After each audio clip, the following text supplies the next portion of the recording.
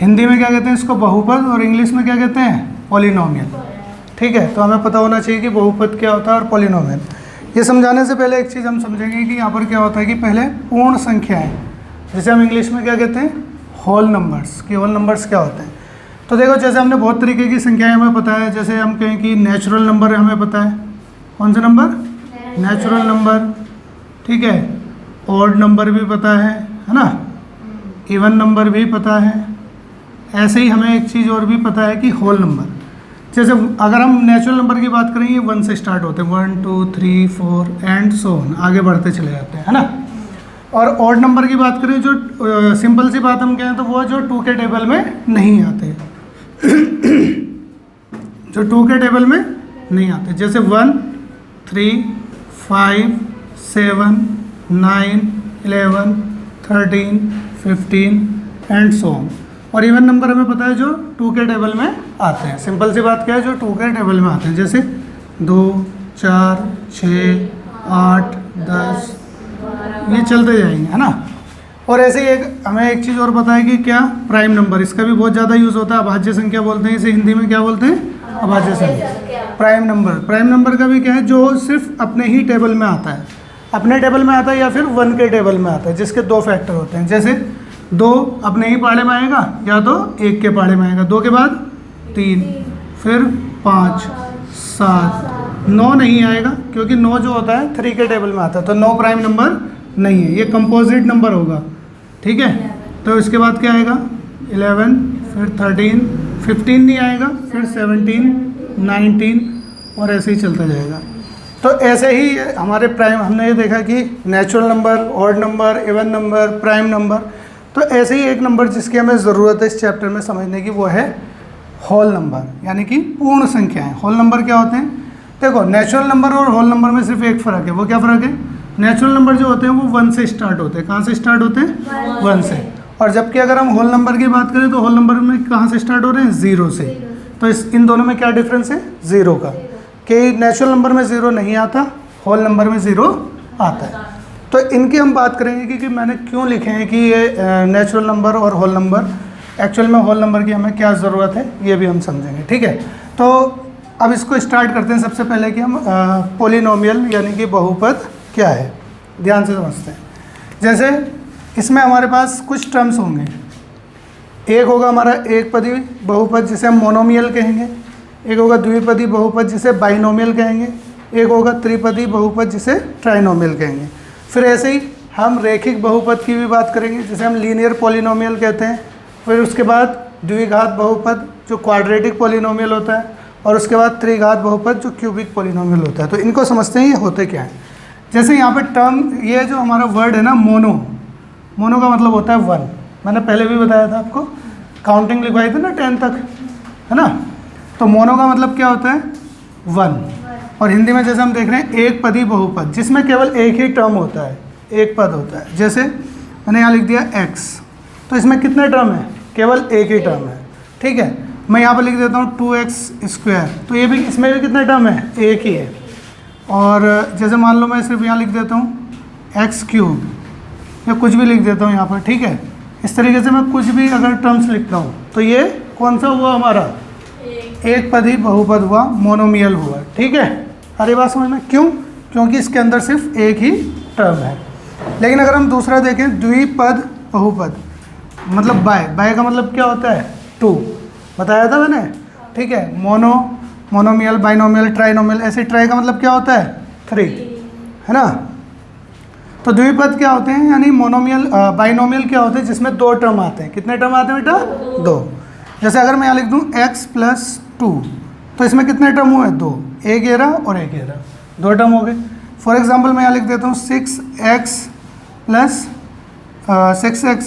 Plus x, इस तरीके से लिख दूँ, तो इसमें भी कितने टर्म हो गए, 2 हो गए।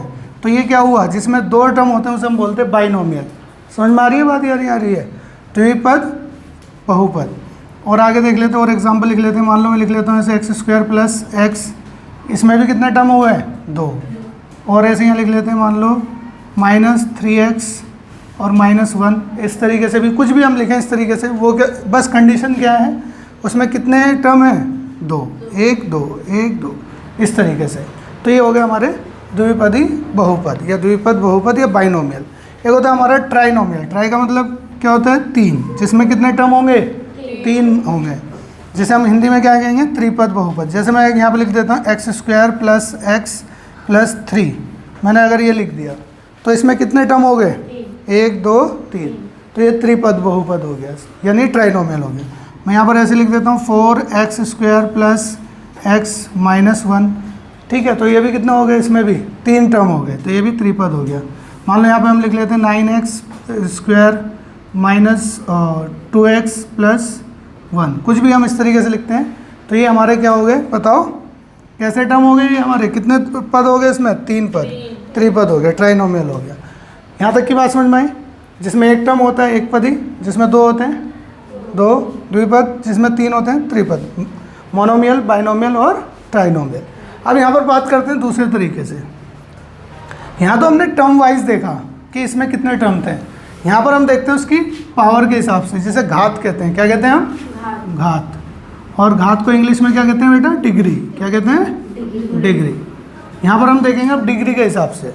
जैसे अगर किसी टर्म में कोई पॉलिनोमियल है, बहुपद है, अगर उसकी पावर 1 है, डिग्री 1 है, घात 1 है, तो उसको हम कहेंगे रैखिक बहुपद। और रैखिक बहुपद का अगर हम स्टैंडर्ड फॉर्म देखेंगे तो वो क्या होगा?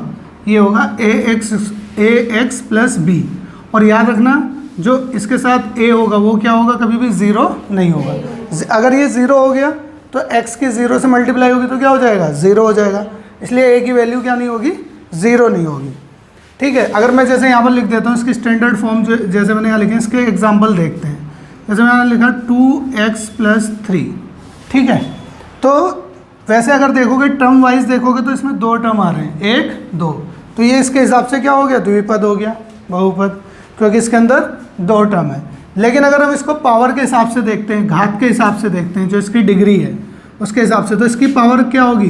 कुछ नहीं होगी, तो 1 होगी। 1 हम लिखते नहीं है एक्चुअल में, ठीक है, तो 1 को हटा देते हैं। ये अंडरस्टूड होता है, पहले से ही पता होता है कि जिसकी कोई पावर नहीं लिखी तो उसकी पावर कितनी होती है? 1 होती है, ठीक है। तो मैंने यहाँ पर लिख दिया। अगर मैं यहाँ पे ये लिख देता हूँ x + 3, तो ये भी क्या है? ये भी हमारा क्या है? Linear polynomial. कौन सा पॉलिनोमियल? लीनियर। हिंदी में क्या कहेंगे? रैखिक बहुपद। बात समझ में आ रही है नहीं? नहीं आ रही है? आगे देखते हैं। अगर मैं सिर्फ ऐसे ही लिख दूँ, सिर्फ x लिख कर छोड़ दूँ, तो बताओ ये भी कैसा होगा?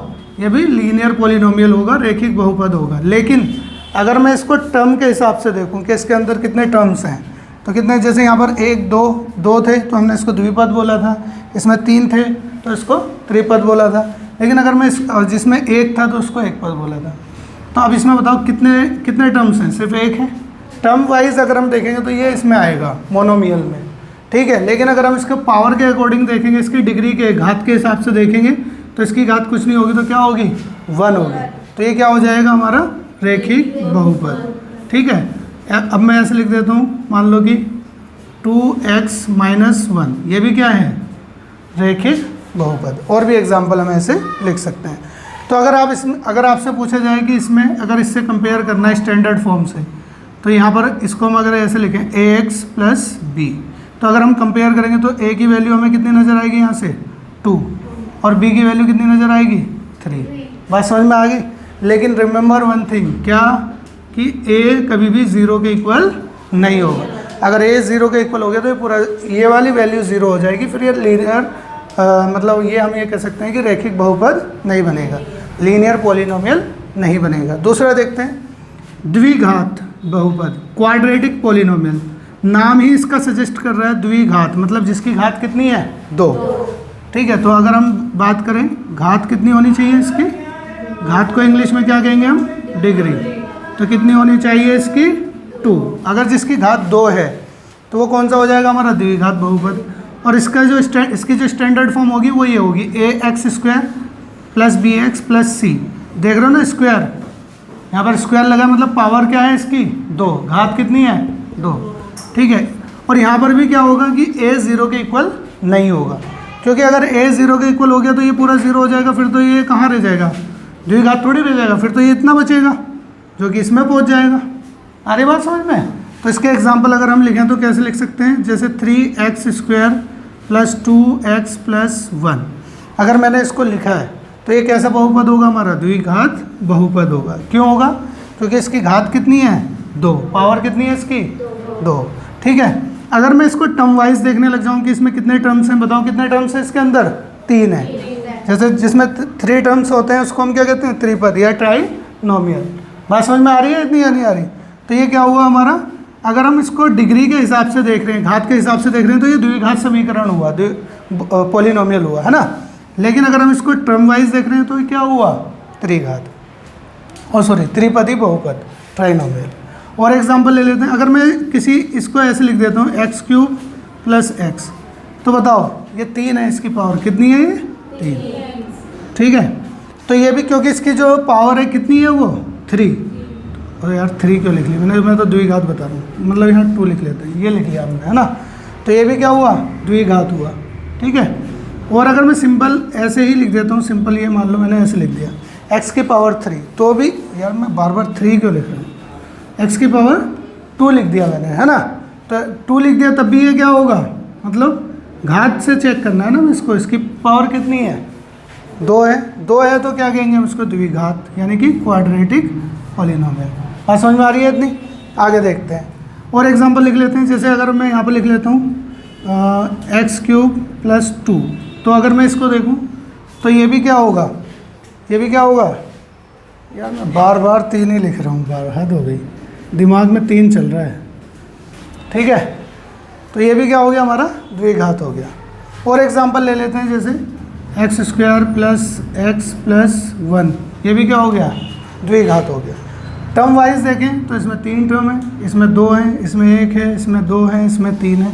लेकिन अगर हम घात के हिसाब से देख रहे हैं तो हमें क्या नज़र आ रहा है कि ये द्विघात है, क्योंकि इसकी घात 2 है, पावर 2 है। तो इसका स्टैंडर्ड रूप अगर मैं यहाँ पर इससे कंपेयर करना चाहूँ, मान लो कि यहाँ पर मैं इसकी स्टैंडर्ड फॉर्म अगर मैं लिखता हूँ, इससे कंपेयर करता हूँ, तो ये क्या होगा, ax² plus bx plus c। तो अगर मैं बोलूँ तो यहाँ से a कितना है, a की वैल्यू कितनी नज़र आएगी बोलो, 3, और b की वैल्यू क्या नज़र आएगी, 2, क्योंकि जो x के साथ है वो भी, और जो सिंगल वैल्यू होगी वो क्या हो जाएगी, c हो जाएगी। ठीक है, तो अब देखते हैं त्रिघात बहुपद, क्यूबिक पॉलिनोमियल। इसमें जो घात होगी यानी कि डिग्री जो होगी वो कितनी होगी बोलो, इसकी जो घात होगी वो कितनी होगी, 3 होगी। तो इसीलिए इसको त्रिघात बहुपद कहेंगे।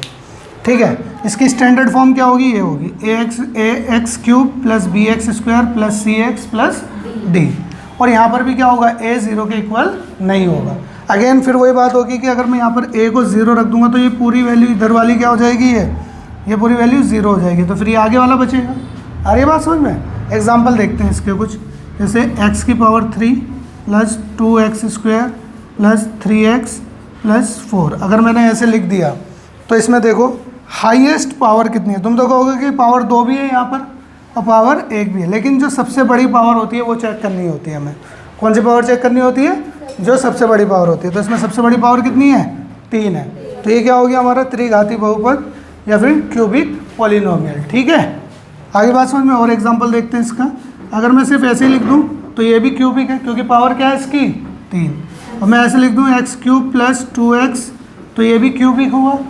और अगर हम लिख लें यहाँ पर x³ minus 2x² minus x, तो ये भी क्यूबिक हुआ, क्योंकि पावर क्या है इसकी, 3। और आगे चेक करते हैं, -3x³ plus 2x² plus x plus 1, ऐसे लिख दूँ, ये भी क्यूबिक ही होगा। ठीक है, त्रिघाती बहुपद होगा। अब मैंने आपसे ये बताया था शुरू में जब मैं स्टार्ट कर रहा था, तो सबसे पहले मैंने आपको ये बताया प्राइम नंबर, नेचुरल नंबर, है ना, ओड नंबर, इवन नंबर, और साथ में मैंने यहाँ पर ये स्पेशली लिखा होल नंबर, पूर्ण संख्या है, कि ये क्या होता है। जितने भी हमारे पास ये पॉलिनोमियल होते हैं, बहुपद होते हैं, यानी कि पॉलिनोमियल होते हैं, उनकी जो पावर होती है वो क्या हो सकती है, ये हो सकती है। समझ में आ रही है बात। होल नंबर, अगर होल नंबर के अलावा उसकी कोई और सी पावर होगी तो वो बहुपद नहीं होगा, पॉलिनोमियल नहीं होगा। इसका एग्जांपल समझते हैं कैसे। अगर मैं किसी यहाँ पर लिखा है x की पावर -2, तो भाई हमारे इन नंबर में माइनस तो नहीं आता, तो ये पॉलिनोमियल नहीं है, बहुपद नहीं। अगर कोई मैंने ऐसे लिख दिया x प्लस 1/x, ठीक है, ये लिखा। तो चेक करेंगे ये बहुपद है या नहीं है, पॉलिनोमियल है या नहीं है। पॉलिनोमियल होने के लिए कंडीशन ये है कि उनकी जो पावर होती है वो क्या होनी चाहिए, होल नंबर होनी चाहिए, ठीक है, यानी कि 0 1 2 3 4 5 आगे जितनी भी हो उससे मतलब नहीं है। लेकिन उसकी पावर, अगर मैं इसको आगे सॉल्व करता हूँ, देखो तो ये क्या लिखते हैं हम, x प्लस, जिसकी अगर ये नीचे इसको हम ऊपर लाते हैं तो इसकी पावर क्या हो जाएगी, -1 हो जाएगी। क्या हो जाएगी? तो क्या हमारे इन नंबर में -1 आता है? नहीं, तो ये भी हमारा बहुपद नहीं है। और मान लो कोई रूट में लिख दिया मैंने, इस तरीके से रूट में मैंने लिख दिया x, ठीक है, तो रूट में x लिख दिया तो पहले इसको रूट से बाहर निकालो। जब हम किसी नंबर को रूट से बाहर निकालते हैं तो इसकी पावर क्या हो जाती है, 1/2। तो बताओ ये बहुपद है या नहीं है, पॉलिनोमियल? हमारी पावर कहीं 1/2 है, अपॉन की फॉर्म में है हमारी पावर, कहीं नहीं है। तो इसकी पावर भी क्या आई है, हमारी रेशनल नंबर या फ्रैक्शन में आई है, ठीक है, तो ये भी बहुपद नहीं है। बात समझ में आ गई?